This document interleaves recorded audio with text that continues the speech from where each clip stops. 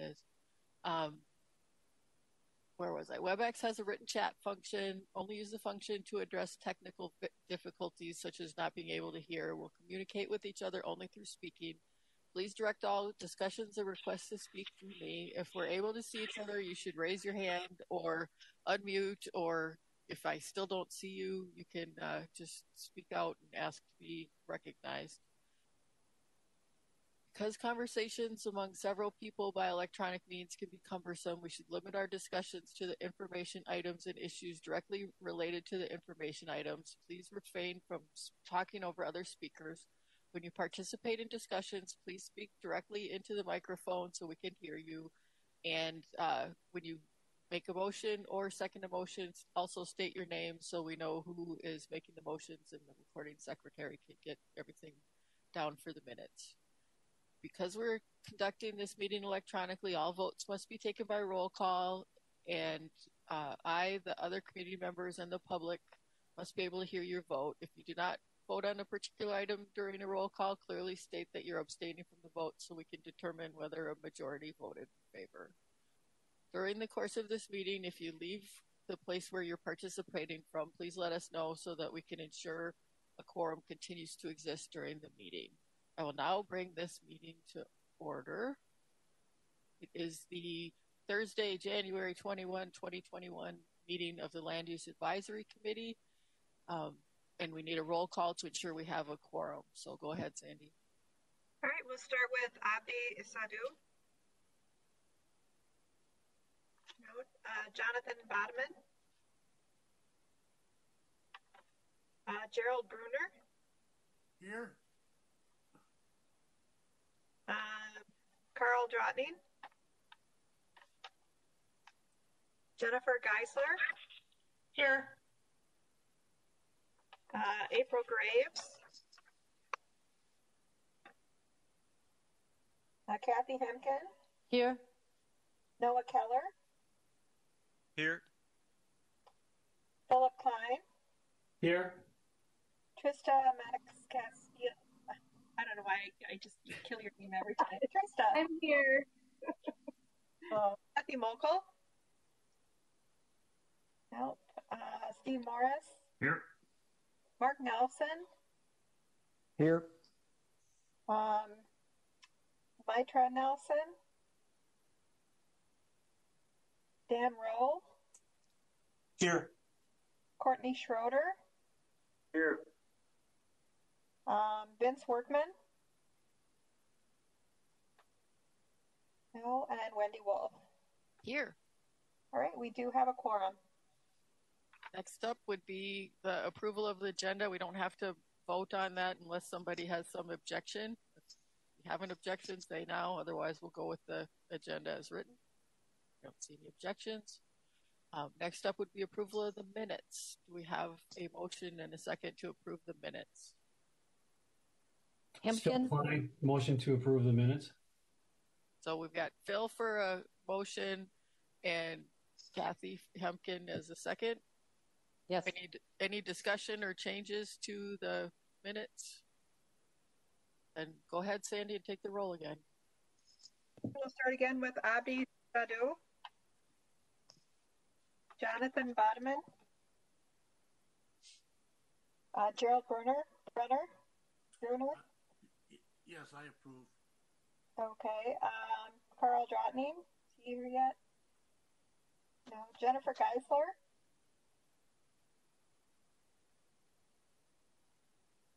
Jennifer. Approve. Let's see. April Graves. Still not here. Kathy Hemken. Yes. Phil Klein. Yes. Noah Keller. Yes. Krista. Aye. See how I just ditched that last name? Kathy. Still not here. Steve Morris. Aye. Mark Nelson. I'll abstain. I wasn't here for that meeting, sorry. Okay. Mitra Nelson, are you here yet? No? Okay. Dan Rowe. Aye. Courtney Schroeder. Abstain. Vince Workman, is he here? No. Wendy Wolf. Aye. All right, minutes are approved. Okay, thank you. Next up, we have the appointment of the vice chair, and Phil has kindly accepted to continue to be the vice chair. If you want to have a motion and a second for that. Motion approved by Geisler. Seconded, Hempkin. And Sandy, go ahead and take the roll. Okay, we'll start again with Sato Abdi. Still not here. Gerald Bruner. Yes. I should back up. Jonathan Bodden, is he here yet? Okay, Carl Drotnin. Yes. Okay, Carl is now here. April Graves.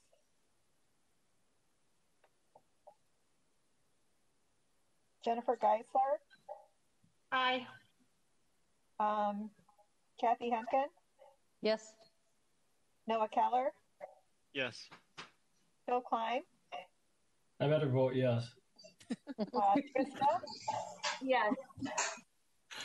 Kathy Mokel. Still not here. I'm going to go back to Saudi Abdi. I see you're here now. I am here. Okay. Approval of the vice chair. Approved, yes.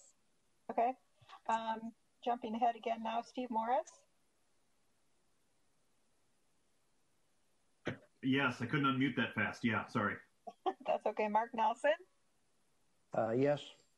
Okay. And Mitra Nelson.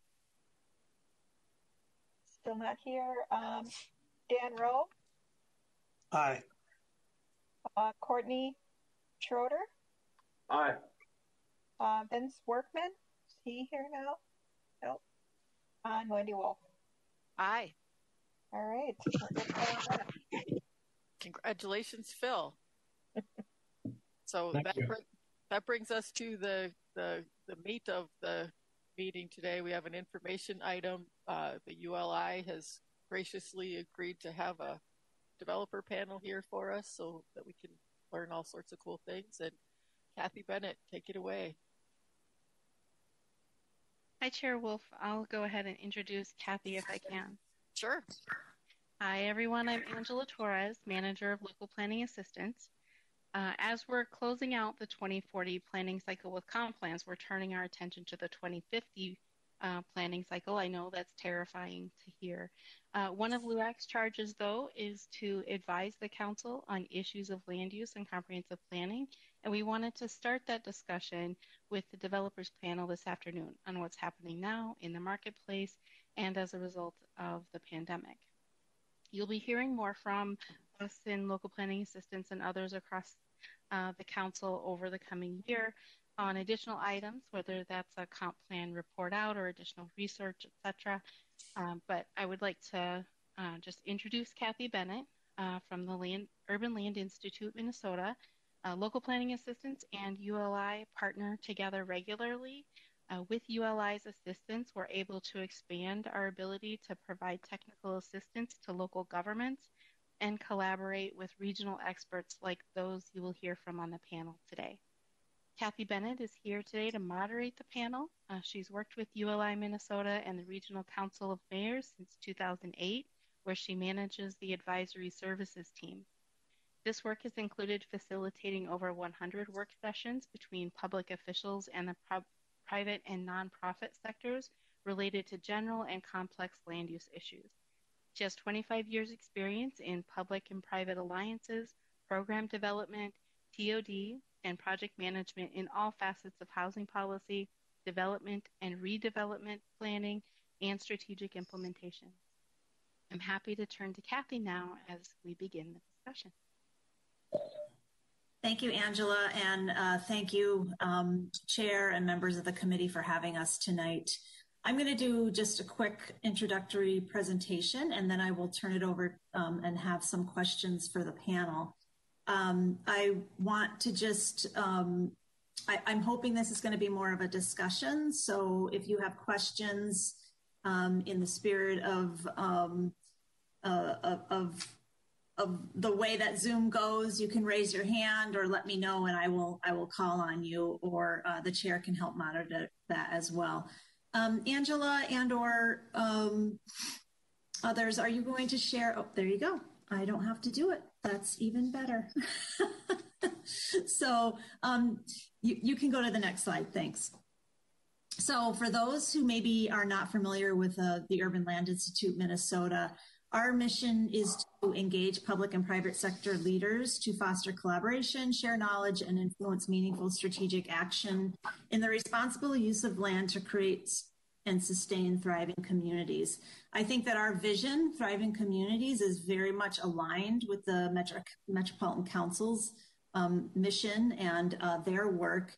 And our partnership has been a really great working relationship in connecting both the public and private sector and the information and the desires and the need to have a coordinated plan throughout the region, and looking at the way that we build our environment and use our infrastructure, and et cetera, et cetera.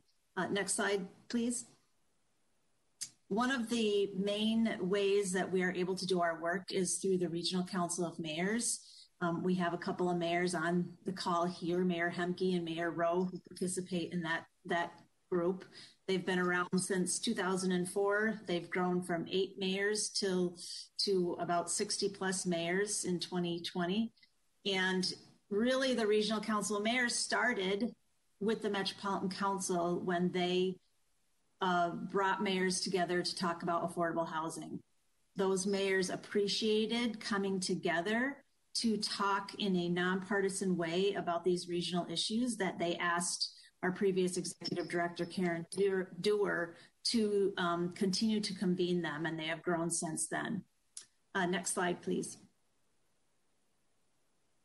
So our advisory services work. This includes many different ways that we connect with communities, workshops like the one tonight, as well as some deeper dive technical assistance panels where we really dig deep into certain land use issues. And we also convene various cities on policy issues. And that really has had impact over the years in the work that we've done. This is a lot of words, but I'm hoping Angela and others can share this presentation with you. One point that I'd like to make, in 2019 alone, 32 cities supported policy and zoning changes to increase density and create higher priority for affordability. This work, we believe, is a culmination of years of technical assistance and the partnerships that we've had with the private sector in helping to inform the public sector around what it takes to do development. Next slide, please. And we really think it's about trust. It's about building trust between both the public and private sectors. You can look at the couple of quotes here. Next slide, please. And we wouldn't be able to do this work if it wasn't for supporters like Metropolitan Council and our partnership with you. So I thank you very much for that. This map here shows all the communities that we have done some work in, and the darker colored communities are ones that we've done multiple sessions in. And we've also done some work in Greater Minnesota as well through our new relationship with mayors in Minnesota called Minnesota Mayors Together. Next slide. So really the meat of our discussion tonight is with the panel. And I thought it would be helpful to share with you some recent national data that the Regional Council of Mayors just received last week from Tom Fisher at the U of M. And it's really about the impacts of the pandemic and how it's changed how we work, how we shop, and the infrastructure and all of those key pieces about community building and the use of land that Metropolitan Council has to consider, particularly as they are looking out to 2050. And what we've heard is these are going to have long-lasting impacts. For instance, 42% of the workforce is now working full-time from home, and 75% of them are saying that they want to continue at least a few days a week.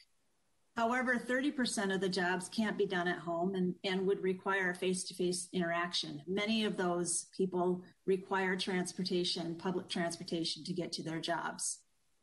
The way we shop, we have a great market research representative, Sam Newberg with CBRE here tonight, and he can dig deeper into this.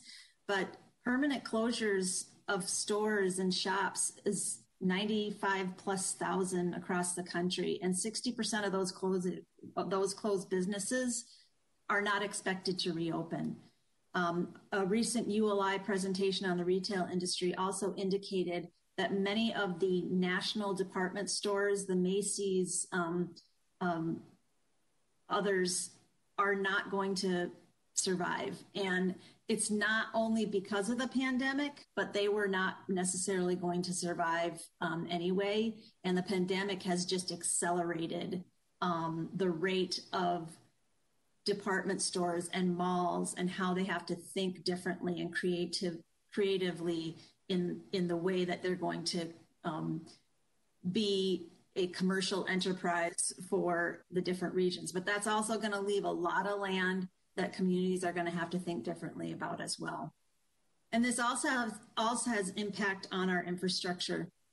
And that is a real area where Metropolitan Council has a lot of influence and investments. About 10 to 15% change in telework will basically make the rush hour disappear permanently. And what really does that mean for our roads? Also, the increase in bike sales, that's continuing. That has not changed. Bike sales are up 121% and 85% for electrical bikes. And that is increasingly, they are using those modes of transportation for daily commuting, for work, for going to stores, for recreating, et cetera. And what does that mean in the design of our roads and all the different infrastructures that we need? Next slide, please.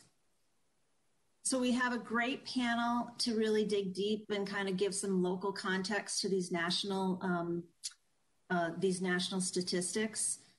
Cecile Bedore, Common Bond, Colleen Carey, the Cornerstone Group, Sam Newberg with CBRE, and Noel Knorr with Knorr Companies. What I'm going to do is go through some questions to them. And again, if you want to jump in or you have a burning question, please feel free to do so. And then after I go through about 4 different questions with each one of the panel, I will open it up for discussion with all of you. So with that, Angela, you can stop sharing. I first would like each one of our panelists to just give a little bit of background about themselves so you know where their areas of expertise are. I know all of you have their bios in your information, but I thought it would be good for you to just get to know them a little bit. So if we could just start with Cecile, could you just introduce yourself and the work that you've done? Sure, thank you. And thank you all for the opportunity to see you all today. And hello again, Mark. Call earlier with Mark Nelson. Again, I'm with Common Bond Communities. I oversee our real estate area, which includes acquisition and development, our construction management, our asset management, and our corporate compliance. What that means is while we manage all of our own properties and we provide services, my asset management team kind of serves as the owner's rep, if you will, because the vast majority of our properties are in some sort of a limited partnership with investors. And I've just been here for about 2.5 years, but prior to that, did development work, affordable housing development work for other nonprofits. I also worked on the investor side for the National Equity Fund that invests in tax credits. I worked for the Met Council back when Karen was there, and I was there when Karen started the Regional Council of Mayors. While I was at the Met Council, I did the Family Affordable Housing Program, so raised those funds, and I think that is still part of the program at Met Council, which I'm happy to know. And we continue to be really busy. There's a lot of work to be done out there. There's a lot of demand. So I'll leave it there since you have the rest of the bio. Great. Thanks, Cecile. Colleen? Hi, everybody. My name is Colleen Carey, and I'm the president of the Cornerstone Group. We're a real estate development company, been around for, I think it's like 27 years now, which seems a little weird, but it's true. We focus primarily on housing and have developed lots of affordable housing, but also did a bit of a departure from affordable housing into some condo and mixed use projects that were driven by city goals about development and having a broader range of housing products. So our expertise currently is in a variety of different kinds of projects, housing and not market rate and affordable. And we're currently just finishing up a condo project in Ridgefield. Hey, Kathy, could I say one other thing? Yes, I just realized I did not do a good job of introducing Common Bond. So just for 30 seconds, Common Bond's been around for 50 years. Affordable housing developer. We work in Minnesota, Wisconsin, and Iowa, and Rapid City. We develop in suburban, urban, and greater Minnesota areas. And we serve, we have straight affordable housing, workforce housing to highly supportive housing. So for example, Upper Post is our property out at Fort Snelling that serves formerly homeless vets. That's a 24-hour front desk. And then we have other properties that serve homeless youth. And then most of our properties might have a percentage of the units that are set aside for homeless. We work in partnerships. So for example, one of our latest projects is out in Eden Prairie with Mark's Group and I Properties, where we did an affordable piece adjacent to one of their senior co-op projects. Thank you. Thanks, Cecile. Colleen. Sam?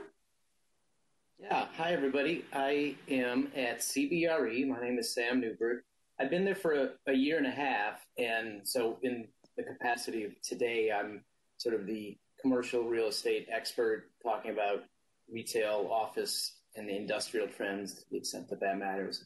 In a past life, I worked for myself for a company called Joe Urban, where I did a combination of market studies and freelance writing. So the freelance writing piece I wrote for ULI and other real estate organizations and magazines on all kinds of land use topics and development across the country. That gave me pretty good exposure to trends and kind of what's going on everywhere, including here. And for the market studies side, I actually count Cornerstone Group and Common Bond as clients. I did a lot of market rate and affordable housing studies. So over the course of many years, I got pretty good exposure to that as well. So I can also sort of help speak to housing issues. But yeah, it's great to be here. Great. Thanks, Sam. Noel? Kathy, can you hear me? Yes, I can hear you, Noel. Terrific. Good afternoon. My name is Noel Noor. I'm the CEO of Noor Companies. Noor Companies is a social enterprise, quasi-nonprofit, quasi-for-profit with a mission. We're a general contractor and developer. First in the East African community. I launched this company after 10 years of corporate finance experience and just seeing that there was no one that looked like me who represented the community. I worked for Aon for 4 years while I was in college, and so had exposure to affordable housing development. Noor Companies, we have a few developments in the works now. One is under construction at the moment, and then from a development standpoint, we have one that's in the pipeline for affordable housing project. And then on the contracting side, that's kind of where we are known most. We just finished Target East Lake Street as a result of the civil unrest that happened on the Lake Street corridor. And you know, as a company, we're sort of committed to making sure that we have a positive impact on our community. So a lot of investment on the community engagement side. And then, yeah, I'm excited to be here. So thank you, Kathy, for having us. Thanks, Noel. So, Colleen, I want to start off with you. As my slide previous to this had indicated that the pandemic has drastically changed the way we live, work, and play. And as a developer, how are you responding, and what do you believe the committee should be thinking about as they review their land use policies and investments in infrastructure? Thanks, Kathy.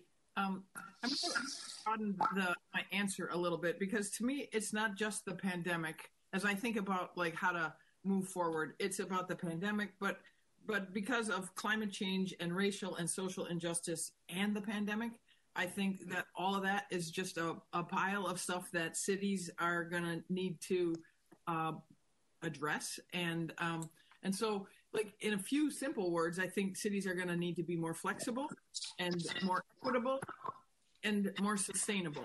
And when you circle back to all of the changes that are happening, I actually have been reading a book recently about change and what's coming, and the key thing to be aware of at this stage is that the change is going to be super fast.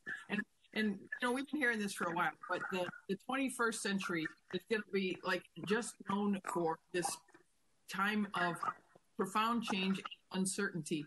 And so that's kind of hard for everybody to deal with, because you never get your bearings when the next thing changes. And so when we talk about what do you need to know in order to survive and thrive in that kind of changing environment, specialized skills could change. Like computers can do them. So even like learning a foreign language seems like a good idea. And then, you know, there's translators coming out that you won't need to learn the foreign language. You'll just have this little Google translator that will do everything for you.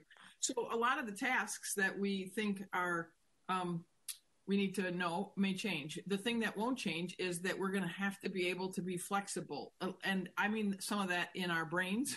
Our brains are going to have to get used to the idea that things are always changing, and that what we have to be prepared for is not some new thing that is the thing, but that it's this constant time of change. And Tom Fisher, who spoke to all of us a couple weeks ago, and Kathy summarized those notes, really had outlined a couple of the things that we're already seeing, which make it really hard to plan. So, but there are some things that I think are happening, and so one of the things Kathy was talking about is this idea that 42% of the workforce is now working from home, and 75% want to keep doing so, and 2/3 of all the economic activity is coming out of houses right now. So that says something to me as a developer of housing about what people are going to want and need in a home. And we're seeing that already, but I can't say I'm doing 10 new projects that are driven by this new demand. But what we see is that people want bigger spaces, and they want spaces that work for working at home, and they want spaces where that are a bigger and accommodate their kids to come back home, as has happened in this current time, or to go to school from home. And these are all things that we just really didn't reflect on as much. And so it does drive a lot about how your space needs to work, also having more access to outdoor space, better broadband, some more private spaces for doing work or studying. So we're seeing that there is a shift in demand in response to those statistics that Tom was talking about. Another one, 91% of employers see their staff as being more productive working from home. That tells you a lot about the need for office space. And I don't do a lot of office development, but I do have a couple small projects that have office space in them. But what we're hearing is that companies are really thinking they can probably have 50% of the amount of office space that they currently have, and let their people work from home some of the time. And some people don't want to work from home, but lots of them do. Some want to work part-time from home. So companies are downsizing in terms of how much office space they need. And that's going to change the office market for sure. But it's also going to create some properties that need to be repurposed. So I think that that's one of the things that we're going to see. We're going to have lots of empty space, office and retail in particular. And we're going to have to figure out how to do adaptive reuses. And that is an area where we're seeing some opportunity already in terms of looking at vacant spaces and trying to figure out how to reposition them for the new needs, which are which are just quite different than the past. The one thing that hasn't changed and probably won't change is we need more affordable housing.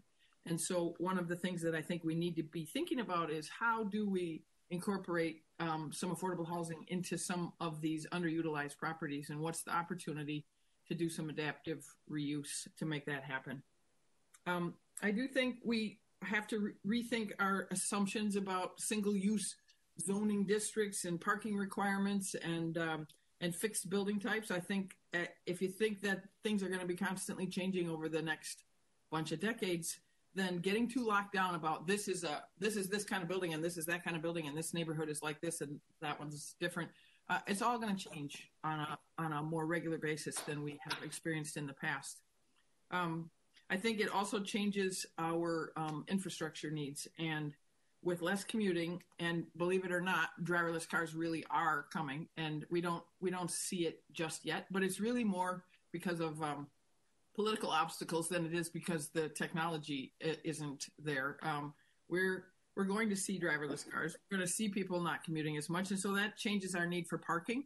It changes how we would build parking into a housing development, which is always a giant problem to figure out how to solve the parking dilemmas. In the near term, it doesn't solve anything because we have to build projects for now, but by the time we get done paying off the property in 30 years, the parking needs are going to clearly be different. So we have to think about how we design those kinds of spaces. And then just in terms of infrastructure, again, I don't think we're going to need quite as many big wide streets. We're not going to need as much parking, and that could create opportunities for us to create much better green infrastructure that are walking trails and biking paths and the kinds of things that people are really looking for. Also, infrastructure, we need digital access, for everybody. And I think the thing that we're going to have to continue to figure out is how do we ensure equity as we move forward in all of this change. As Kathy mentioned, like 30% of people still going to have to go to work, and those people are the typically not making as much money and have less flexibility about their whole life structure. And so how do we ensure that these essential workers have the support that they need from the cities that they're living in, from the infrastructure that we create? And clearly affordable housing is one of those things. So I think I'll leave it at that for now. Other folks on the panel might have more to add. Sure, Cecile. Yeah, so that was really great. I took a couple of notes of things that really resonated, and the shifting of the market demands and how it might be obvious that developers need to respond to that, but then so do the cities, so does the Met Council. And as you know, that's not necessarily an easy shift to make. So it's an interesting thing for, I think, the council to think about is what does it mean for a city to be nimble in terms of zoning, parking requirements, et cetera, because the market changes faster than zoning studies get through or task forces, et cetera. And I think Colleen's point about adaptive reuse of buildings is really spot on. I think one of the challenges that comes into play with that, like on affordable housing, for example, is great idea.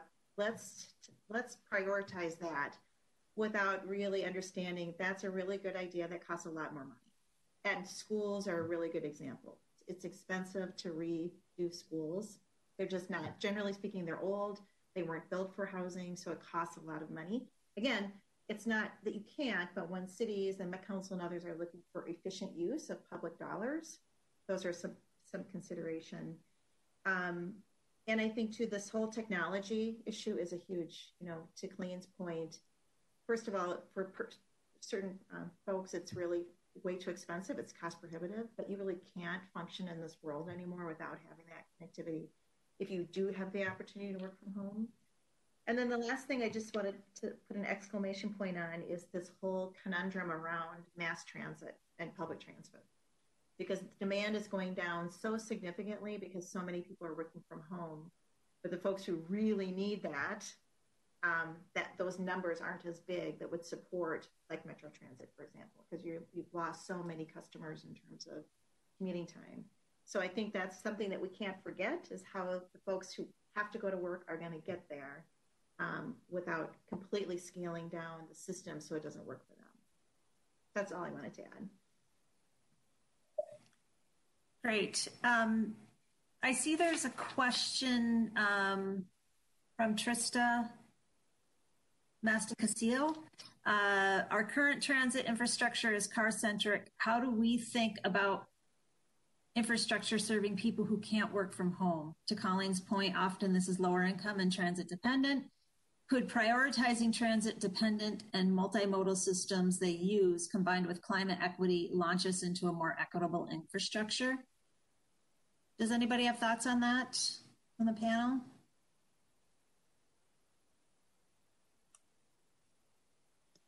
Kathy, I was just going to comment on the fact that I agree with everything that Cecil and Colleen have said. I also think that there's a distinction between urban and suburban communities, and I also think that there is a difference between the communities of color and communities of and white communities, and access to transportation is at the heart of that.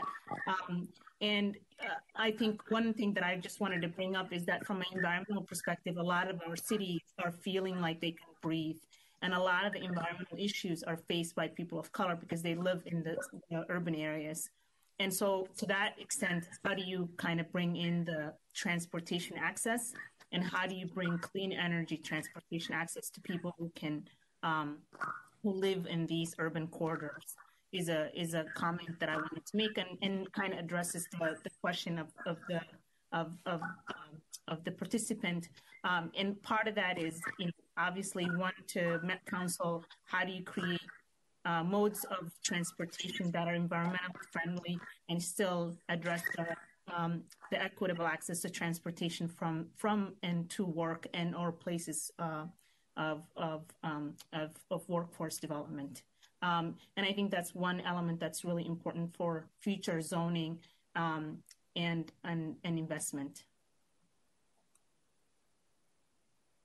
Great. Let's maybe turn to the market. We've talked a little bit about the market. Sam, that's your bailiwick. You daily are analyzing what's happening in the market.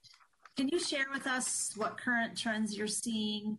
How do these trends differ from previous years, and how should developers and policy leaders be responding to these trends? Yeah, thanks, Kathy. And you brought up in your opening remarks that a lot of these issues were sort of pre-existing, and the world was changing before COVID anyway. So I think what I'm going to say has a lot to do with just sort of long-term trends and not just this moment in the pandemic. One of the most interesting things I've seen in the market lately is Best Buy's decision to renovate 4 of its stores so that it's essentially only half a store in the traditional sense and half a fulfillment center, which functions the same way as a warehouse. So that's a reflection of just how much more online shopping we're doing before the pandemic, and will in all likelihood continue to increase afterwards.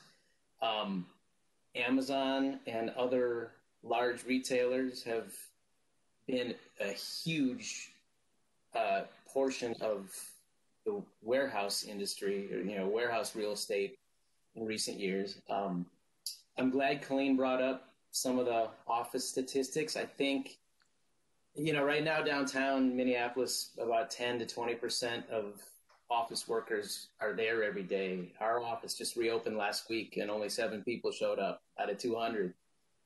Long term, everyone has a percent they think will come back to work. I think it's just about impossible to know what that's going to be, but I'd be very surprised if there wasn't a lot more excess office space. So, getting to Colleen's point, CBRE takes the 15% office reduction number at this point in time. And if you just took 15% of all office space in the Twin Cities off the market right now, you'd have the opportunity to create, that's 19 million square feet that could potentially be renovated into 19,000 housing units.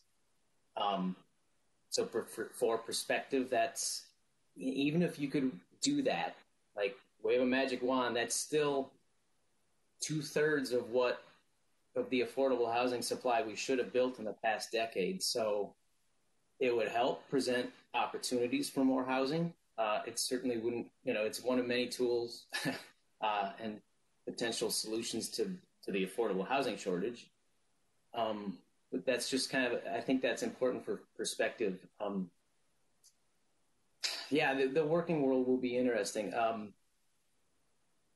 But keep in mind, overall, just on a more global perspective, the Twin Cities, every metro area is going through the pandemic. And when we get through this, we still will, relative to our peers, be a strong, diverse economy with, a higher than average educational attainment and overall high quality of life with our parks and other things. Certainly we have social equity issues to address, but competitively, the Twin Cities is still in a good position. So that's something to keep in mind going forward.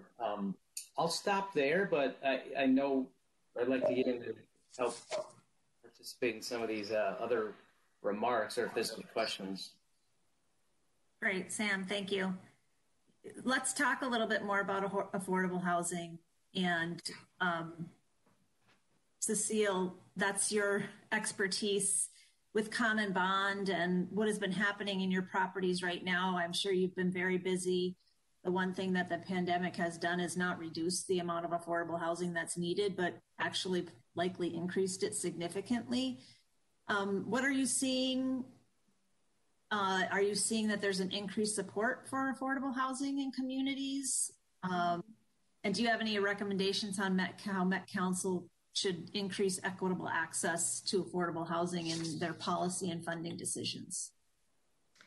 Sure, thanks. If we have time to come back, I would be curious, Sam, because I don't know the answer to this, but some of the office space, for example, if it goes unused and they want to convert it, what the debt level is on some of those properties. So how feasible is it to do that? I actually have no idea, I have no frame of reference for that, but it just popped into my head. Is that even feasible in terms of what affordable housing costs or the resources available to do that? But in any event. So yeah, I'm happy to say that there is actually more support for affordable housing. It just depends on what you mean by that. So if you mean financial, yes, and attention, yes. In terms of the neighborhood issues that we're all familiar with, not necessarily. I would say on the financial side, Ramsey County is a really good example of kind of some new resources. Some of you may have read that they've always had the ability to issue tax-exempt bonds, for example, and they're going to get back into doing that, which is a great tool. And they've also have kind of looked at where all of their funding is going and have pulled fundings from other departments and other needs to prioritize affordable housing. So, for example, they provided a significant grant/loan to Comm and Bond for our Ford site, which will be affordable housing for seniors out there. Woodbury, I know, is another example of doing work. They've had a housing, somebody from Woodbury on this committee, I know, has had a housing task force, I believe, has met 2 or 3 times, meeting again in February, to come up with some new tools, hopefully, that they can use. I know a lot of cities are really protective about using TIF. Other cities are really aggressive in using TIF, but having those resources does make a huge difference, and I can talk about that a little bit more. At the Capitol, there's also some work that's happening. The Senate, for the first time, designated a housing committee, and the House did that last session, and this session they've created a homeless committee. So there's more attention in both the House and the Senate around affordable housing that hopefully will lead to some additional resources. You've all read about the CARES Act and other resources related to the pandemic that focus on keeping people in their homes, particularly around evictions and providing rental assistance, which has been really critical. And then finally, there's a lot of efforts at a lot of different cities to create housing trust funds, which is also really important. And right after this, I'm sitting on a panel for the city of Edina around a tenant protection ordinance. So I think there's a lot of effort that's going on right now around affordable housing. Where that leads to in terms of resources that cities are willing to utilize is yet to be seen. But it's really important because I think the one thing people forget is it doesn't cost us any less to build an apartment than it does for a for-profit developer, for example, who's building market rate. The only difference is really in your finishes and perhaps some of your amenities. But lumber prices are out of this world for everybody right now. Getting parts delivered and getting appliances delivered right now is out of this world. So whenever you see those market trends that are happening for an affordable housing developer, they're happening across the spectrum of development. I think the other thing too that I would be remiss to not talk about, and I'm petting my cat so that she'll just stay where she is. So I'm sorry, because otherwise she's up here. Is this whole NIMBY thing, and I know it's just old news, and we've heard about that, but I think that is just a continuing challenge that I don't think will ever go away, because we've named affordable housing different things. You know, it's been low-income housing, then it was affordable housing, and it's workforce housing, but now workforce housing is now taken on a different. That's 80% of median and above for some, but I will just say. It's been really challenging. There's been 2 cities, and the mayor of Roseville knows what I'm thinking, that it's really challenging for elected officials when you have people that are showing up who are just really driven by fear about what that means to have affordable housing in their neighborhood. And that really creates a conundrum for city council members who want to do the right thing.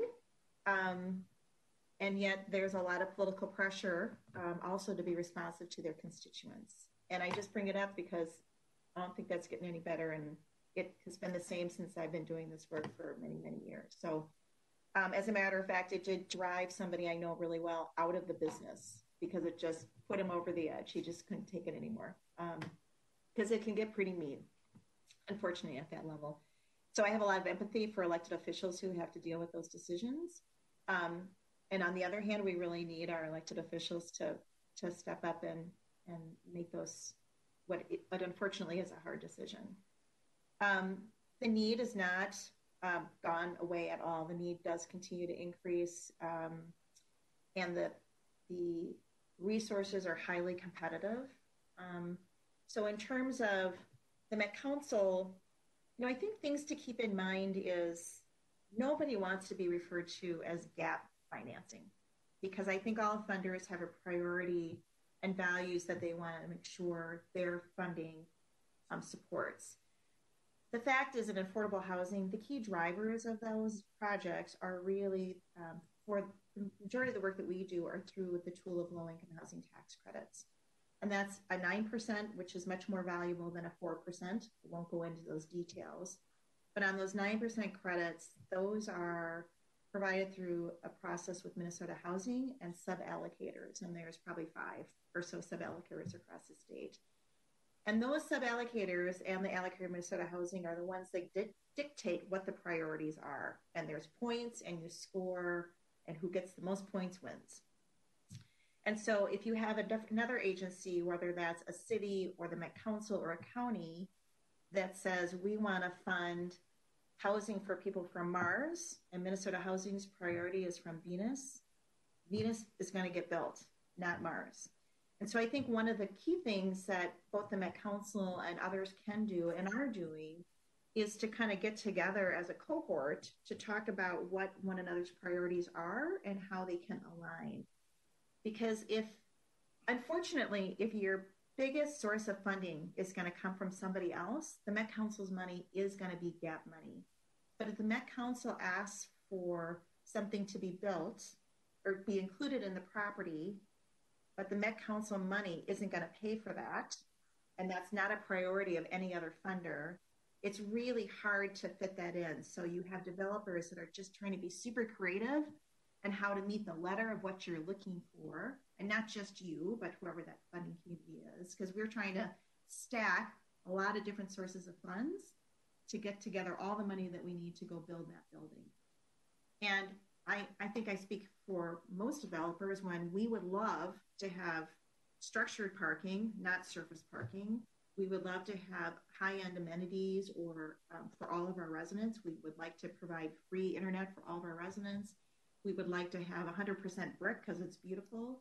But all of those things cost a lot of money.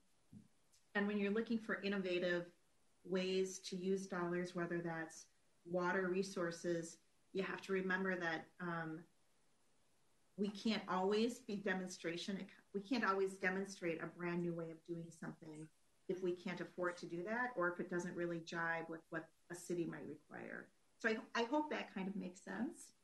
And I think the last thing I would say too is that I think it's important when you're looking at your application process that you ask, how long does it take to put that together? And are the different questions that are being asked really different than the one before? I just noticed in various funding applications that it may take you a good 20 or 30 hours to write that application when you're kind of answering a lot of the same questions. So I think it's really important for all funders to take a look at, what do I really want to know about this project and this developer, and keep it as succinct as possible, and make sure it aligns with the amount of time it takes to put it in, that it's worth that effort. And similarly, that the grant amounts that you're given, if there's a lot of strings that you're attaching to your money, to think about what it's going to take for that developer to implement that, what it's going to take for that developer to report on that, whether that's one time or if it's annually. Because you have to remember that all the other funders that we get also have requirements that you need to report on and that you need to meet. So when I think about the capital stack, the number of resources that we have, our lease boards, which is, every single unit we list on a 60-unit project, and we decide we have to note whether that's a home unit, which is a federal source. If it got CDBG from this county says the CDBG can only go to units to serve people at this income, and then you might have some Section 8 units. And so from an organization standpoint and a staff management, we got to figure out, okay, unit 1 has to check this box, and this box. This unit has to check this box, this box. So I say that because it's really quite complicated when we're putting this together. So to the extent the Met Council can keep it as simple as possible, while again meeting your goals, but trying to a certain extent, align your goals with others would be helpful. And I think too, to keep in mind that when a large ask comes in, but it's not large relative to the project size, to know that if somebody's asking you for $2 million and you give them $150,000, it isn't really helpful because they still got to come up with the rest of that money to fill that gap. So it might be more productive, and you might actually realize more projects getting built by funding fewer projects as opposed to spreading it out. So you can, for lack of a better phrase, take credit for helping to get that project done. So I'll leave it there for right now. That's a lot, but I hope that kind of gives you some broad ideas of the things we think about. Cecile, thanks for kind of giving all of that information in detail. And, Common Bond's a pretty big company. I think about Colleen and Noel, your companies are fairly small, and some of these added requirements and added amenities or added requirements and other things really cost you a lot more sometimes. I mean, it's still probably the same cost, but as a smaller developer, it's a lot more, it's a lot harder to absorb. Is that true? I mean, I think about that.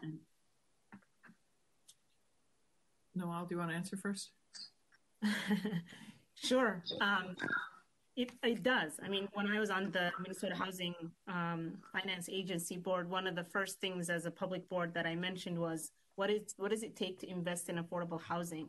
Typically, you invest pre-development dollars that are $100,000 or more just in consulting. And then you can imagine one affordable housing unit probably you could put 2 more units in that if you invested that $100,000. And the reason you invest in that is because it's so complex to put that application together. There's so much paperwork, and every year it gets more complex. and it doesn't get easier.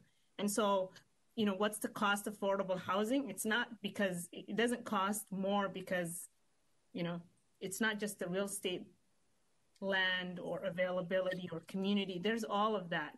But our funding mechanisms are getting more complex and more difficult every single year.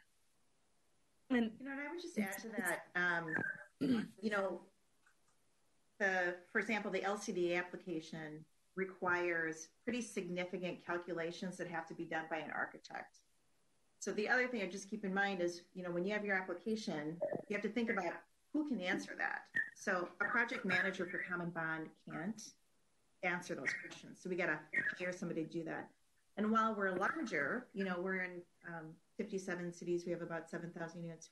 We still have 5 people that work on real estate development. The vast majority, like 90% of our staff, are property management and services staff. Mm-hmm. So we rely a lot on outside folks to do this kind of work for us. And again, minimal pre-development dollars as well, as Noelle just said, and all that, you got to find that money somewhere. So that's something to keep in mind too. And Colleen, I don't know if you want to add something, but one last thing that I want to add is every real estate development requires an attorney. And so if you're a small developer, Common Bond probably has their own general counsel that's in-house. Sorry, Cecile, maybe I assumed that. So maybe you don't. So, but that's even worse. I mean, for me as a developer, how much money do I have to invest in pre-development dollars before I get one project off the ground?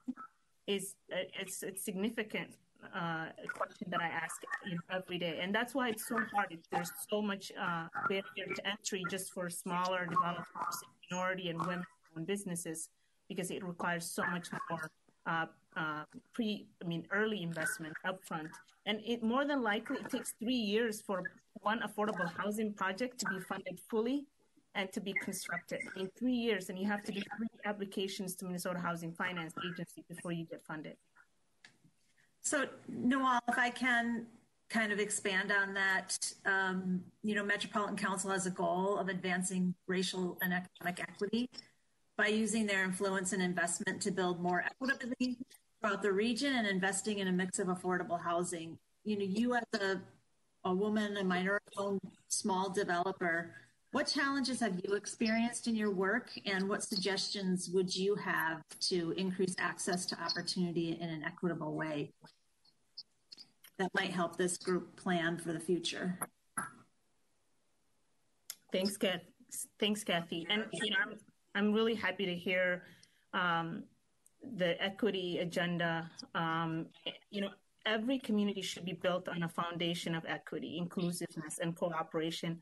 And for us, that requires a breakdown of the barriers to and addressing the disparities, especially the social and economic injustices that have happened over the course of hundreds of years.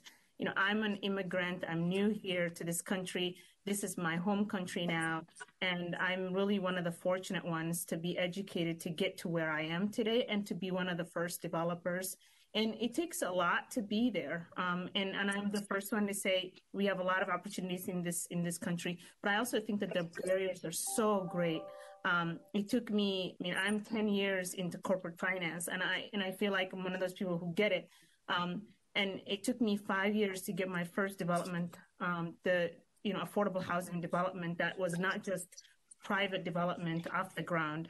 And so from a global perspective, what are the challenges? The 2 biggest challenges I'll probably mention are, one is access to capital. Every development, the developer gets the majority of the credit, but 80% of that development is funded by the bank. And sort of close to 15-20% of it almost is investors. And so what does that require? That requires access to social capital. And most minority and women-owned businesses like mine don't come from very wealthy families and friends. And, I didn't go to, I went to college, in private college, I was really lucky, but very few people are going to try to invest in you because one, they don't know you and you don't have the social capital to get that investment. And it goes this, same way with banks. Banks, you have to have collateral to be able to get the investment that you need. And so just because of those two things, it's almost impossible to get a project funded. And if you can imagine a $10 million project, which is really small in the context of affordable housing, we're doing an $11 million project now that's 32 units. It took us, this is what the second year round of funding applications that we have.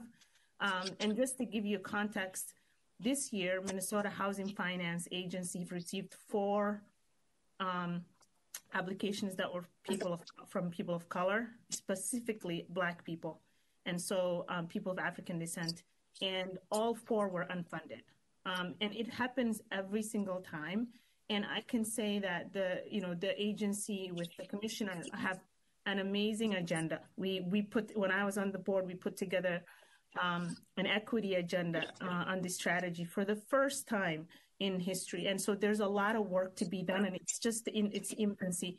But there's a lot of the amount of paperwork and the knowledge and the know-how that alone makes it almost impossible for people of color who don't have the background, who don't have the history, to really break into this industry. They're less than 1% of the developers are people of color and women. And Colleen is one of my mentors, and I know she was one of the few women, if not the only woman in many years.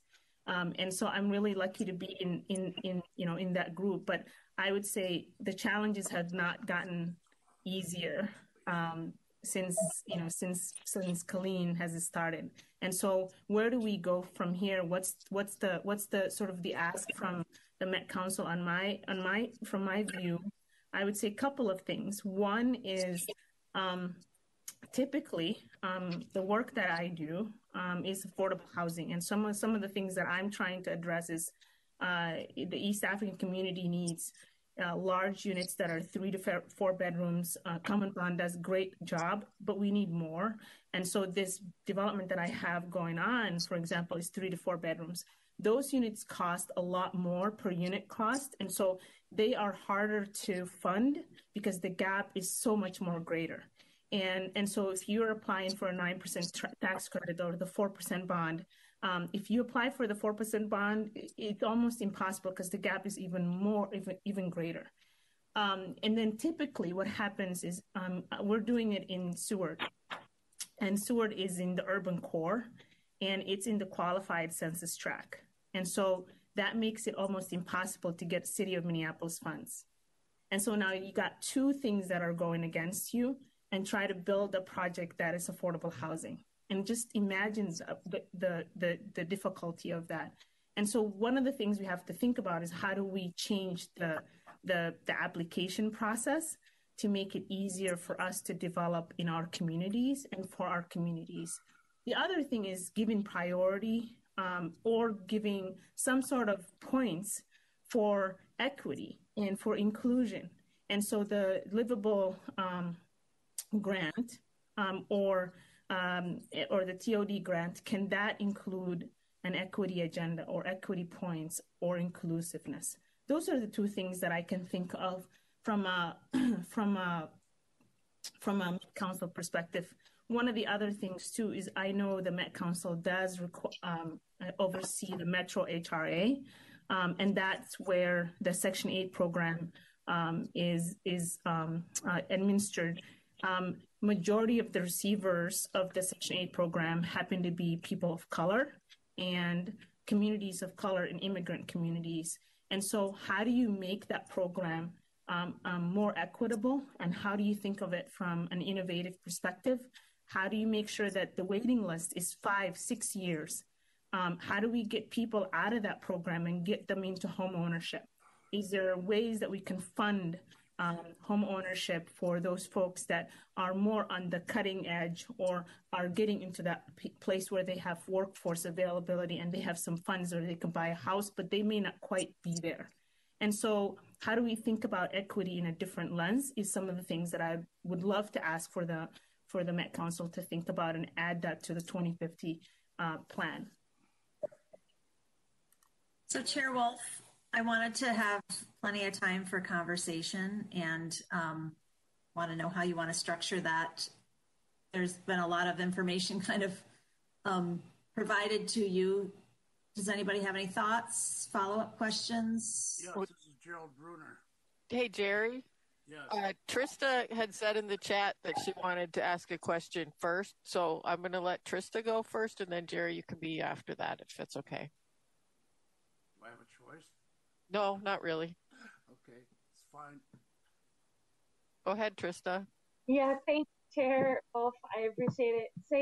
I just first wanted to say thank you incredibly to the entire panel. I'm like on the edge of my seat and so excited to hear from so many like-minded individuals and thinking about how we get to the solution of affordable housing in particular. As a Ramsey County Commissioner and chair of the HRA, we have like completely pulled the rug out, thrown it out, and try to figure out all the new tools that we can possibly do to get into building and creating more affordable housing. And for us, it isn't just about housing. It really is about the equity component because we are the most racially diverse county in the state of Minnesota. And so this is so exciting to hear.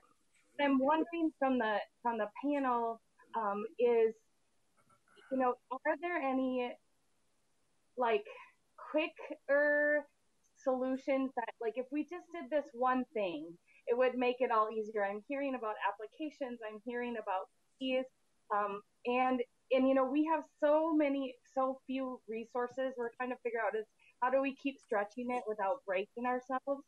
And so to think about, like, is it a change in application? Is it a points process?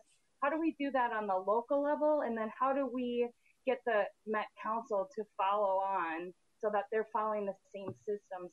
Because, at the rate we're going right now, it's going to take 47 years to meet the housing need just in Ramsey County alone, and that's unacceptable. So we have to figure out how do we expedite this in a way that we can do it. Colleen? Can I? Yeah. So I think I have some thoughts after listening to Noel and had some thoughts from before, and I think they also addressed Trista's question a little bit. So let me see if that works.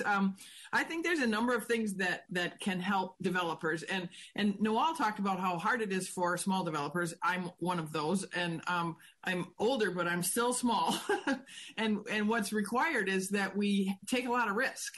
And so, but there's a lot of risk in this, and it isn't any better for Cecile to take a lot of risk either. If we could make the process more streamlined and eliminate some of the risk, we would end up with better projects, I think, and make it easier for more people to get into this business. When you think about what Noel said about 3 years to get a project built, that's a long time. And the way that it works is we developers put our money into the project for all that time, and then at the end we get paid. So if you have to put up hundreds of thousands of dollars to get a project going, and you have to wait 3 years to get paid, that's a disincentive for sure for small businesses. So if we really want to encourage small businesses, we have to figure out how to shorten up that timeline and to make it less risky, so that if you do happen to put up a couple $100,000 to get a project going, you feel like you have a pretty good chance of recovering it, because that's not a risk that every small business can take. So speeding up the timeline would be a huge thing. And some of that has to do with some of the 3 year thing has to do with the timing of different funding. So if you miss this one, you got to wait till next year, and that adds a whole bunch of time to a project. So one of the ways to look at it would be, what are the ways to take some of the time constraints out of this thing, and getting the funding to be a little more flexible might be one of those ways. So another thing that Cecile was talking about was NIMBYs, and the idea that we could be working really hard on a project and putting hundreds of thousands of dollars in and not really know if it's going to get approved. That's another risk. That's a very hard risk for small developers to take, probably a hard risk for Common Bond to take. So that's another place where we could eliminate some of the obstacles and make it easier to do this. As I keep referring to this idea of a couple $100,000, I throw that number out kind of casually. It could be more than that, like to get a bigger project going, it's probably more like $500,000. Now, if you're going to gamble $500,000 of your money, you have to know that there's a pretty good chance you're going to get it done. And so if we want people to step up and take the risk of doing these projects, we have to really view them as community assets, the people that are doing the work, and how do we support that? And so I think there are a lot of ways to support small developers that have to do some of it with helping with some of that upfront cash, some with removing obstacles related to timing, and some removing obstacles related to questions about whether a city is going to stand up and support a project. And then the last thing I want to say on this topic is I feel like one of the things that we could really do that would change the dynamic of the discussion about NIMBYism is if we were doing more mixed income projects, where instead of talking about 100% affordable projects, we were talking about mixed income, and that all projects everywhere had an element of affordability to them. And then there's not quite as much trouble with the neighborhood opposition. That was a lot, sorry. Thank you. I could just add on to that for a second. I think that one of the challenges that we've seen, we have a project, Gateway Northeast, which is on Lowry and Marshall in Northeast Minneapolis. It's over 100 units, underground parking, it's mixed income, it's market and Section 8. We had one investor that would look at the deal because they viewed it as too risky to have that mixed income. So it's really good. There's this weird perception of risk. And we don't have to go into where that comes from exactly. And I just wanted to put an exclamation point on this whole risk thing. So Common Bond, because we're larger, we've been able to create our own working capital fund. And so we go out and get PRIs, something related investment. Oh, what is it? Program-related investments. Thank you. Program-related investments. Or a line of credit from a bank. And that's because we have this balance sheet. We still got to pay that money back. So if we've got $500,000, which is more like it, 500, but this last year we had $900,000 out the door, that because sometimes you can negotiate with their architects to get paid at closing. Sometimes you can't. And if those projects don't close for whatever reason, but the city, the Met Council, Minnesota Housing is requiring 75% plans and specifications. I'm making that up because I don't have to do that detail work. That costs a lot of money to do. So it's a risk that we think about. You can imagine small developers who may not have that balance sheet to go get those resources and what that risk is. And I would imagine for small developers, a lot of those are personal guarantees. That's not the case at a Common Bond. I'm not personally guaranteeing anything. So this risk question is a really important one to consider. I'm not sure what the Met Council's role in all that is. Although when I was asking my folks on my team if they had any suggestions, one of them did say, they're going to figure out how to get some free pre-development dollars to small minority-owned developers if we really want to open up those opportunities because of that risk. I wanted to add a couple of things to that too. One is I wanted to shift the lens to the Met Council or any public agency funding a project that's affordable housing project has inclusion goals for women and minority business owners to be included into the project. Oftentimes, those public projects also have bonding rules around it. Most small minority-owned businesses don't have and cannot afford bonding because that requires what Cecil said was personal guarantees. And every $100,000 bond, for example, requires that you have $10,000 in the bank, liquid assets. Very few people can have that much cash in there. And so talk about equity, if you have inclusion goals in a project and you want women and minority-owned businesses to be part of those projects and building them and earning, ability to create wealth and to be part of this and maybe to become developers one day. Imagine you just created another barrier for them to be part of that project. And so what happens is typically those projects will say, we've tried, but we can't find. And so good faith effort, we're good to go. We're not going to include them. And they will just achieve the minimum inclusion, not necessarily the maximum.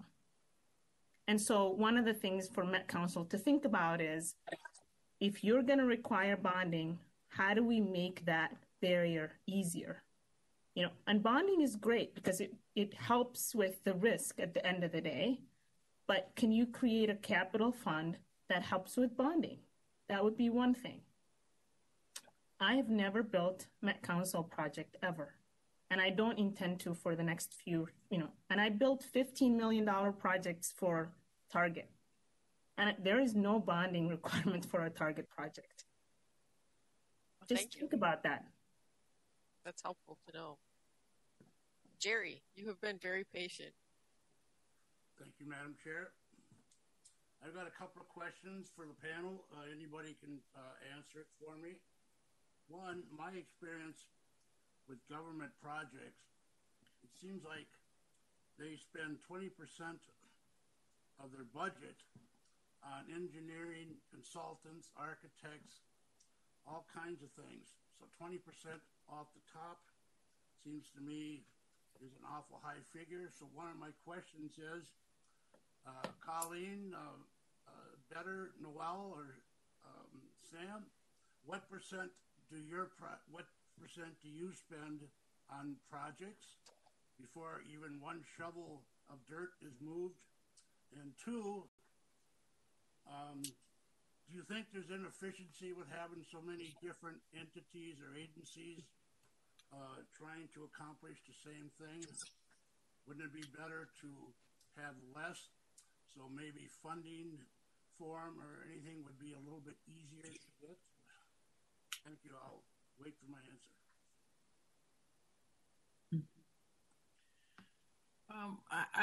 I can speak to the architectural and engineering part of things, but I don't know exactly what you're referring to when you talk about 20%. Our architectural fees on our projects are typically about 4% of the construction costs, and then there's some engineering stuff on top of that, but it's nothing like 20%.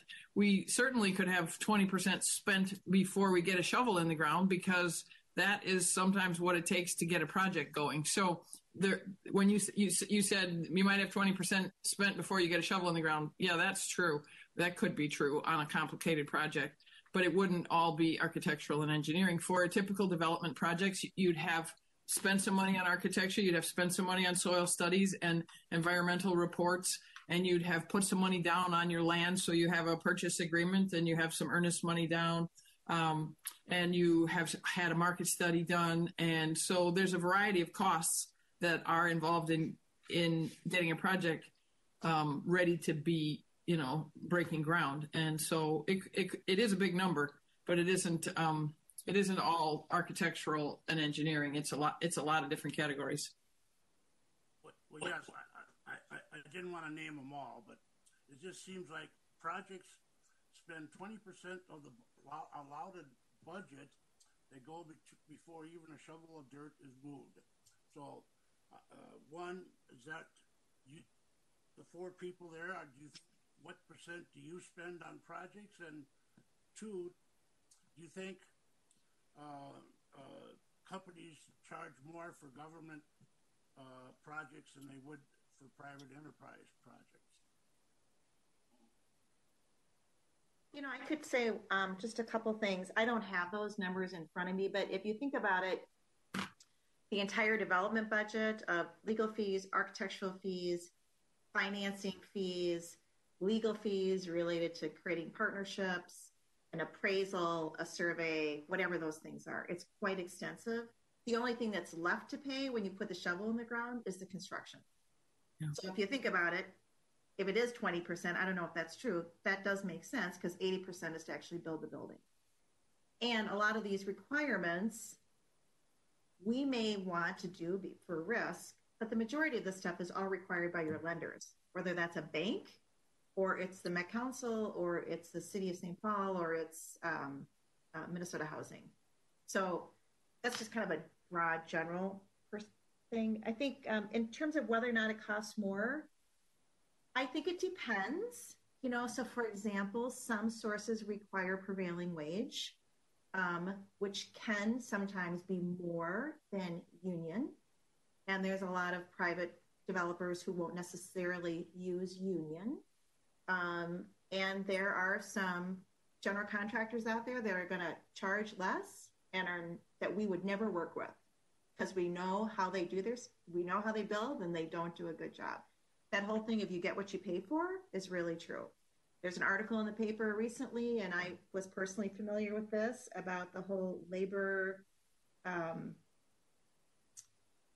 can't remember the phrase, but essentially where a general contractor is getting a lot of Latino folks, housing them, and not paying them prevailing wage, saying, I'm going to make sure you get deported, or I'm going to do something else to you if you don't say wage theft. Thank you very much. It was wage theft. And that's a real thing. And there's somebody who's just being convicted of that right now. And that's a real thing that's happening. And I was just appalled by that, but it is happening. Somebody was actually killed. So this is, that's, and I think your costs also, some of our costs get driven by the requirements of our Minnesota Housing, for example, and cities. If cities require a certain, if Met Council wants to see water infiltration a certain way, well, that costs money. If you want to have structured parking, like below grade, so you have more green space, well, what is that, Colleen? Like $25,000 or $30,000 per stall to build underground. Somebody's got to pay for that. So everything that any funder requires, you just have to know it costs money to do it if it's out of the ordinary. And then in addition, for organizations like ours, we're only going to build 3 or 4 stories because we can't afford to switch into a new construction type. So it's lots of variables.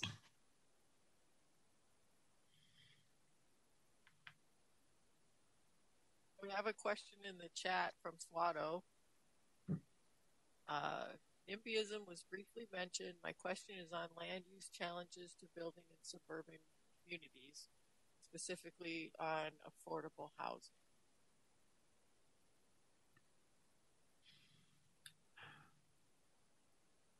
Well, there certainly are challenges. I think I think there are cities that have figured this out and have and to my way of thinking, the way for cities to do it is to make a plan before they're talking about a specific project and getting into a fight with somebody and really focus on what are our goals, what are our kind of high level objectives about what we're trying to accomplish in our city, and then really setting the table for development to happen so that they get the kind of developers they want, they get and the developers that come there are prepared for what to meet the city's goals. I am a developer who thinks cities should have high standards and not have the bar be too low for what you're looking for. But cities also have to be realistic and understand what's happening in the market. And working with developers that you trust helps a lot. But having a sense of having done the work internally about what are we trying to accomplish as it relates to our housing goals and what are we, the city, willing to do to make that happen, I think goes a long way to helping a community understand what the city wants to do about affordable housing before it comes down to a particular site.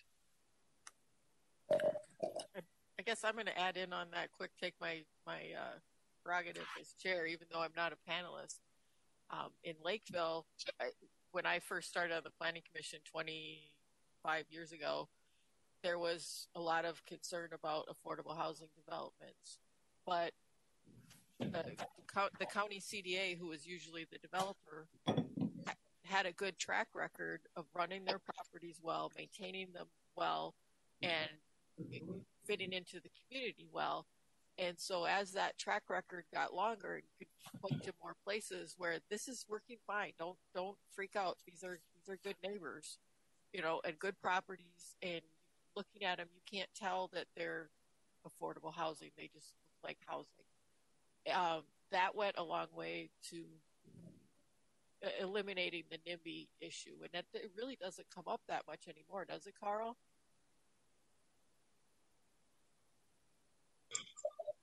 Thank you, Chair. I think the big challenge is we recently had a project that was just a multifamily project. It wasn't even affordable, and it was in a commercial area. And we spent a year looking at ordinances to come up with an ordinance that would work, included the council, included the neighborhood. And when it hit council the first time, it got tabled. And yet the council had voted on all these requirements, our council. And the developer worked really hard to try and meet the desires of 3 neighbors is what it boiled down to, the 3 that shared a property line. And it ultimately did get approved, but they lowered the height of the building. And I mean, they did a lot of stuff that they really weren't required to do based on the ordinance that was written and the work that was done, quite frankly, with the neighborhood. So even when you do all those kind of things, and this wasn't even affordable, this was a market rate project, but there's that belief that those people in apartments are different than us people in single family homes. We struggle with that a little bit, and there's some biases that take place, when property is being developed. And Chair? Go ahead, Dan. Okay, I was just going to say, from our perspective, we did make sure that we, in our last round of the comprehensive plan update, were really thoughtful about locations that made sense for more density, for the possibility of affordable housing, and partly because the Met Council asked us to, but partly because that's the issue we ran into with Common Bonds project in our city most recently, was that it was a single family zone property that we had to rezone for multifamily. And that was the point, because we require rezoning applications to get a lot of community input before they go forward. That was where the NIMBY attitude started entering into the process. And so the more you can have properties that are properly zoned, that you already have the thoughtful standards for heights and densities and setbacks and all those other things in place and available. And what we've done a lot of too is putting in, mixed use type zoning throughout the city, which means that sometimes it can be commercial, sometimes it can be multifamily, it could be a combination of the two. All of that is put in place ahead of time to make it easier for the flexibility that developers especially are going to be looking for going forward. But also because then you're not in a situation, and I'm glad we were able to make it work with Common Bond, but the worst thing is when you're seeking to rezone a property to do a project like this, that's where the NIMBY issues start to step in. And so the more cities can do to be proactive in setting up the framework to make it work well ahead of time, the better it's going to work, from my perspective. And I'm glad actually that the Met Council in this last go around of the comp plan really was pushing cities to think in that regard. But I still think a lot of cities, especially in suburban communities, aren't being as forward thinking in that regard and as proactive in their zoning decisions and planning. So just wanted to make sure and get that out there. Madam Chair? Go ahead. Thanks. Thanks, Mayor. I think that's a really good point, and what I wanted to an exclamation point on is the flexibility. Because if a city, for example, says high density multifamily housing can only go in this area, well, if there's no land over there, or if the land is too expensive and you can't buy it, it's not going to happen. And that maybe a site was zoned multifamily or residential, but like in that, for example, in that case, from my perspective, it's on a corner of Rice Street. Most developers aren't going to come in today and put single family on that corner because the other 3 corners were commercial. But it forces the city council to make a decision, and it gives ammunition to folks who were concerned about NIMBY. And remember, this was for a senior project. This was not formerly homeless vets. This was seniors. In addition, you might have everything just perfect, But if there's even one variance that has to happen, that's got to go most likely through both Planning Commission and the City Council, which was the case on another deal that we were working on. And the parking requirements had nothing to do with the reality of affordable housing. You know, we run 8,000 units. We know how much parking we need. This was like double that. It was like over 2 cars per unit. And that just doesn't happen in affordable housing. So, but you need to get a variance for that.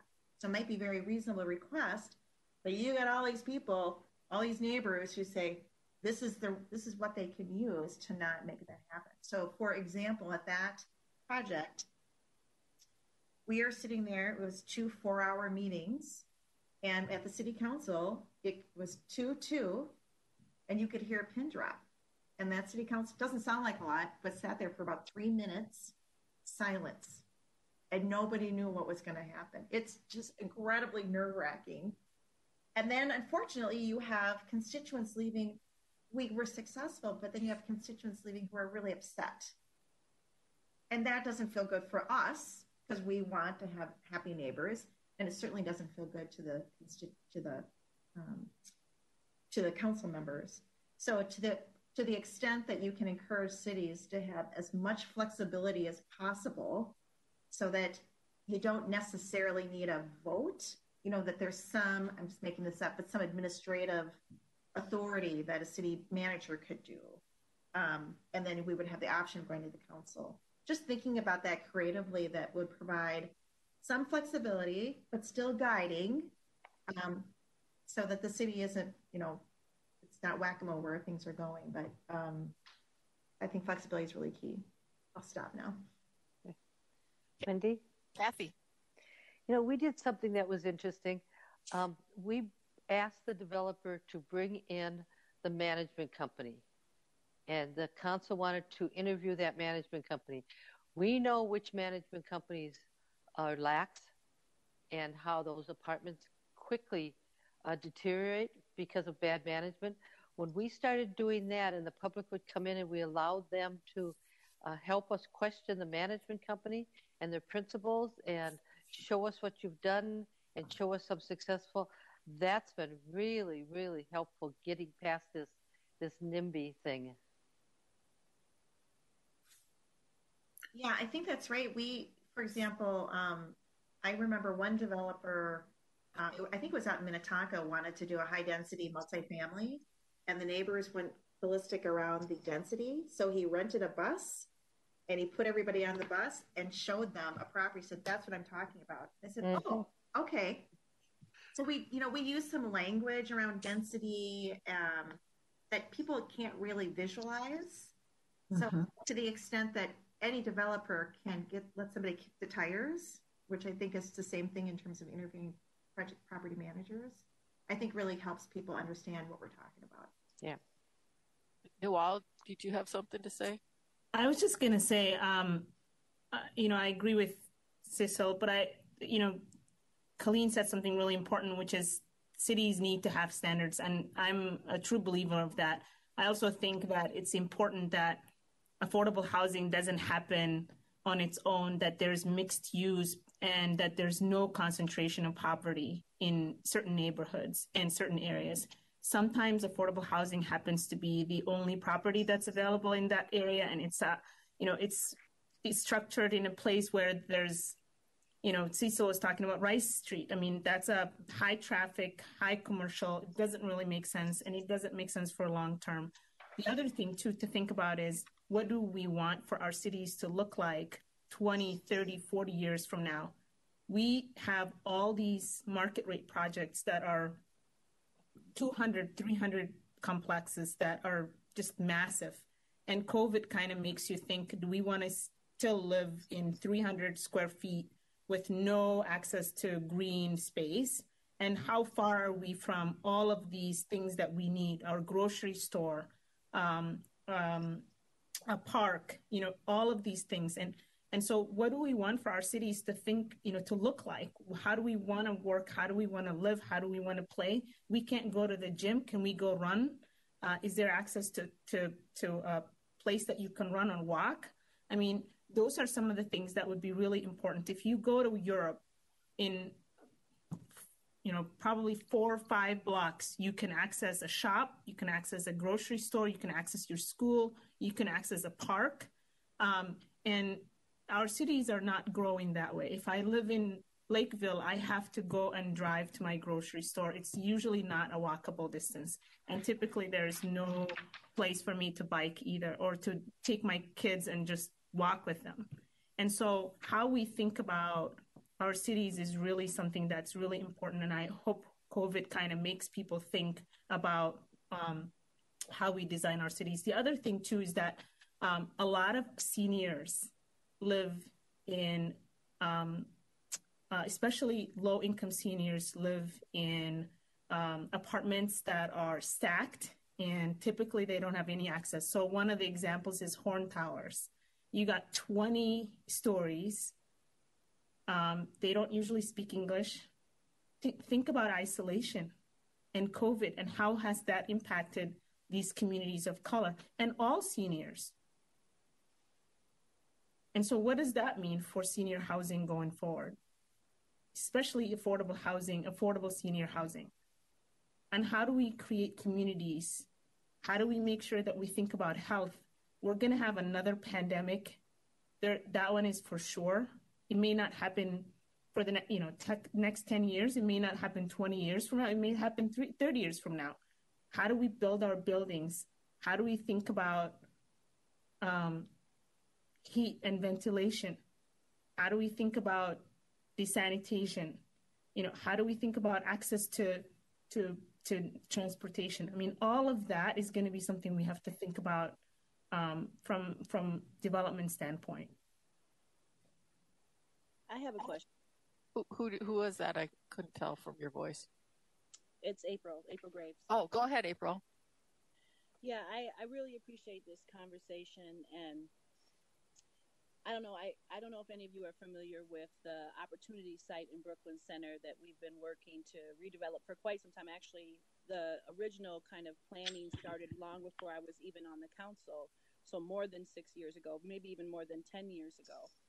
More recently, we've had some interest from a specific developer, and over like the last year and a half, we've been working to create a drafted master plan, which included a ton of community engagement that the city, I don't think, had ever really been that intentional about in the past. That being said, there has been some community members who have been engaged with the process who don't really identify anything specific about the drafted master plan that they don't like, but just haven't felt as though the engagement has been inclusive enough. And now this drafted master plan includes considerations like access to transportation, green space, mixed use of both businesses and homes, and also thinking about including affordable units as well as market rate units. And most of you probably know that Brooklyn Center is actually really full of affordable housing. A lot of it is naturally occurring. So we want to diversify our options so that people who want to stay in the city and might have been able to climb the economic ladder have some other options. And there isn't that many currently in Brooklyn Center. That being said, we also know that the need for real affordable housing is still ever present. So I guess my frustration right now is trying to get the community to really evaluate the drafted master plan and let us know what's missing. I mean, we're developing a community benefits agreement, but there still seems to be some voices, and it's not NIMBY voices, although there are a few of those, that don't want us to move forward with the plan, even though I feel like it's pretty representative of what I would guess the community would say. And we've included, organizations to help us in this work that are representative of the cultural communities within the city.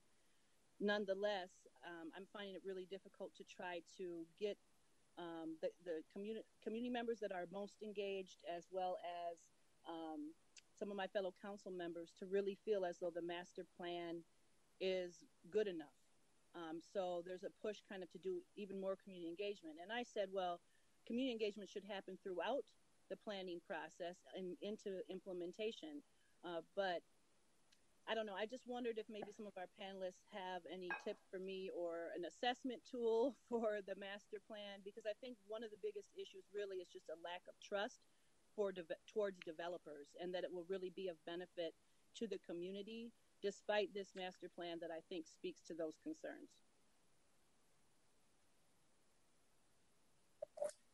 Chair, if I may, the Land Institute does have, this type of a forum where we just in general talk about what it takes to do development with a team of panelists. But we also have something more detailed called the Technical Assistance Panel that could evaluate the master plan and how that plan might work in reality. Like what would it actually take to attract a developer, and doing that with the community or with the council or with the property owner, or however it might be structured. So that could be one option. And we're constantly looking at different ways how to do that, and how to engage people in a different way. We are working within the Rondo community and right now looking at a completely different way of doing this. So I agree. I think it's tough. It's tough to get people to come out and talk about what they might aspire to or want before the development actually is in front of them. But that's really important so that when the development comes in, it doesn't hit all these roadblocks. So I'd be happy to talk to you offline about that opportunity, or your staff. Just let me know. I will say Ryan Companies did one of the most extraordinary jobs of community engagement for the Ford site that I've ever seen. To the extent that when there were amendments that were going to take place to the master plan and they went to the planning commission, it was standing room only, and there wasn't one community member who spoke against it.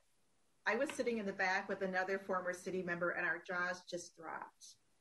And it would be an interesting conversation. I won't take up this time here, but to just have a conversation with what they did and how they did it.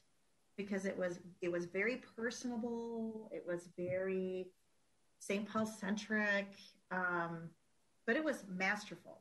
And it is a skill to get people out of their fear, like acknowledging their fears, and then figuring out how you mitigate that, for lack of a better word, for them. But I will say, to the point of the development once the plan is done, one of the reasons that both PPL and Comm and Bond pushed really hard to get our first projects done right now was to ride the momentum of neighborhood approval, because the players are going to change. The neighbors are going to change, and that support may go away. But anyway, Ryan, it would be a really interesting conversation about how they did it.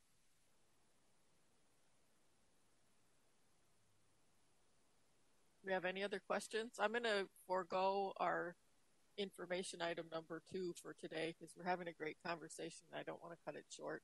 And staff knew that might happen, so I'm going to let that happen. But do any other LUAC members have questions?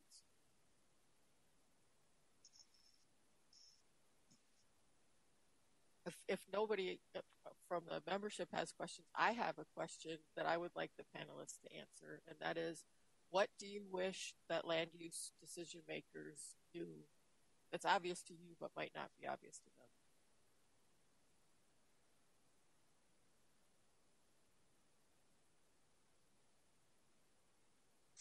Specifically around land use? No, it doesn't have to be around, as you're going through the development process with cities who've come up with their land use plan, is there something that doesn't make any sense to you that if you could tell them, the world doesn't work that way? It maybe works that way on a map, but it doesn't work that way in real life. Anything like that's obvious to you but might not be obvious to decision makers. You gonna go, Colleen? I can try.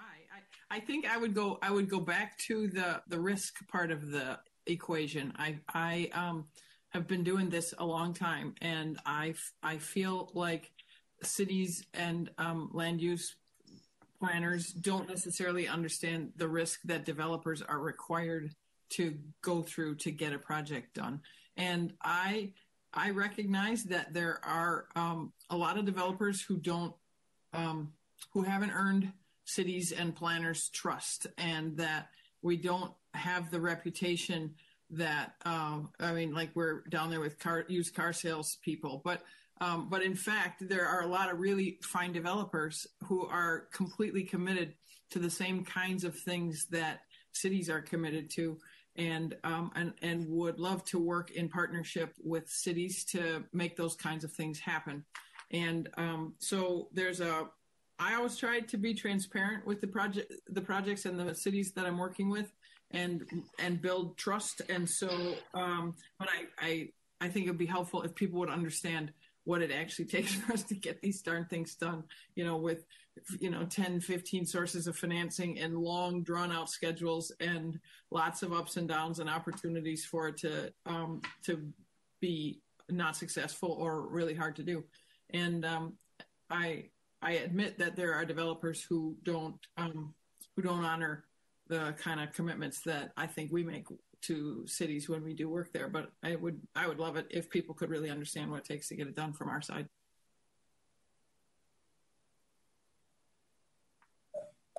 I feel like I've been talking a lot, but I'll just add a couple things. I think streamlining a process, to have 5 meetings around a zoning change is just, again, it just takes a lot of time. It drags that out. Parking, to have the parking to kind of have the developer present data. It's real data, not anecdotal, about what's really needed.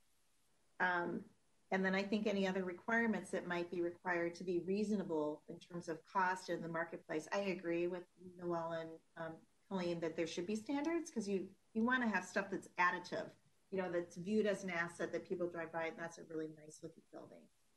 So there's balances to be achieved in that. So those are just a couple of things.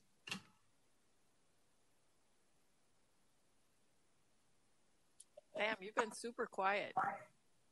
Quiet. Everybody's been doing a very good job of answering questions. I mean, to answer this question though, it's what's always struck me is the best intentioned land use plan. It's fun to create. You say, the transit line's going to go here, and there's going to be beautiful apartments and a park and a store. It doesn't take into account the control of property, and you can't control who's going to buy the next parcel of land or the building to redevelop 10 years from now. That's up often to the private market. So the way to just start to control that is housing trusts and that sort of thing. But that's always kind of like the wild card, because it may very well be a developer who simply wants to develop something and make their money in 5 years and sell it, and that's all they care about. So that's the real world. So that's where good land use regulations come in, and quality zoning code and all that stuff is really important. I would just add 2 things. One of the things that we're doing that Met Council is supporting for us to do is we're putting together a developers pro forma workshop. The target audience is city staff, and with the hope that once we do the first cohort with a city staff, that we would be able to condense it to be able to do it for policy leaders. And in the hopes that that will give a little bit more detail about the risk, about what it takes to actually put these developments together, to equip the staff with the ability to support these projects because they have the knowledge and the understanding about it. So we're going to be unrolling that in the next few weeks, and I'm really excited about that. The other thing that we're trying to shift, just like we tried to shift affordable housing with the importance of a full range of housing choices, we're trying to shift how communities feel that they put money into a deal. It's not a subsidy, it's their investment in the future. And so, language matters. And the part about this language mattering is that a community should feel that when they're putting money into a deal, that's their investment in the future success of that deal. So we're kind of hoping to do our work in that way, where we give communities the confidence that any investment into a project is that. It is that. It's just that. It's an investment in their future. Thank you. Trista, you have a question? Yeah, I want to just ask a follow-up question. We've talked a lot about risk.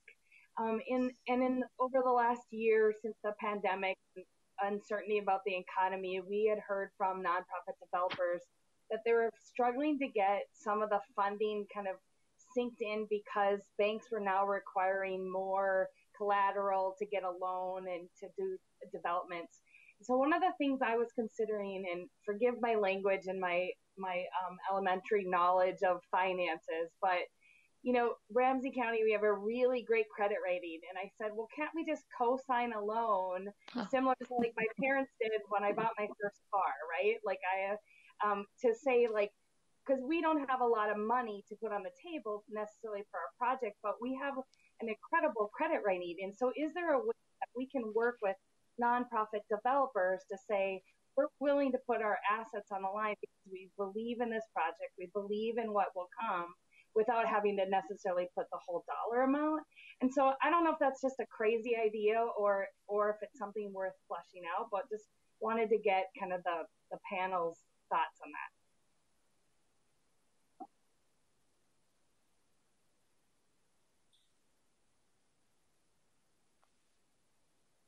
One of the things I think you're talking about could be like letters of credit. That's, a lot of, you can do a letter of credit or cash in lieu of a letter of credit. That might be beneficial to smaller, that might unleash some capital. So I'm not sure how the city could co-sign or a county could co-sign. It'd be great, but that risk seems probably a little much. But if there were a fund that a developer could access to get a letter of credit, and there were kind of at least some minimum requirements, because the city also has to watch its risk, or the county has to watch its risk. Maybe there's a way to do that creatively, to think about what would be a palatable risk for the taxpayer dollars while also achieving needs.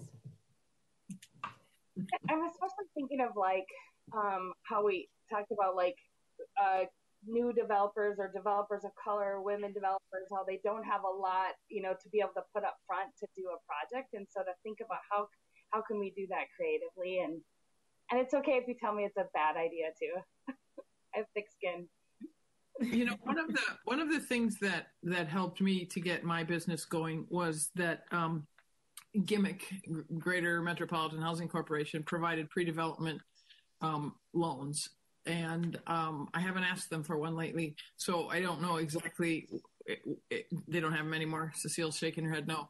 Yeah, so that was really critical, and it was important money that was available to a developer to help get a project done that, had certain criteria. It wasn't just any old thing, but it made a gigantic difference to have access to pre-development capital. So to the extent that you could kind of fine-tune that fund idea in a way that it could be available for pre-development capital. What happened is that Gimmick would give you money and you would use it to pay the architects and get all the pieces in place. And then when you got to a closing, you paid them back, and they earned an interest rate on it.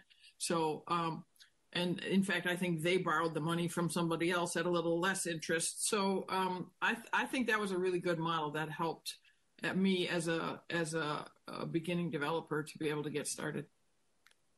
And I just have to say, it was great. It was a one-page demand note. The process was simple. It was practically a phone call. It was not onerous at all.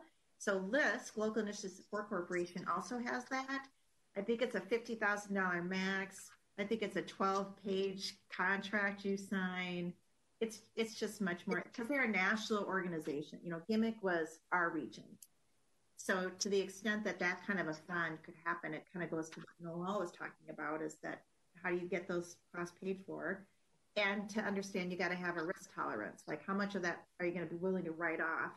Because you're going to have to write some of it off, because they don't all come through.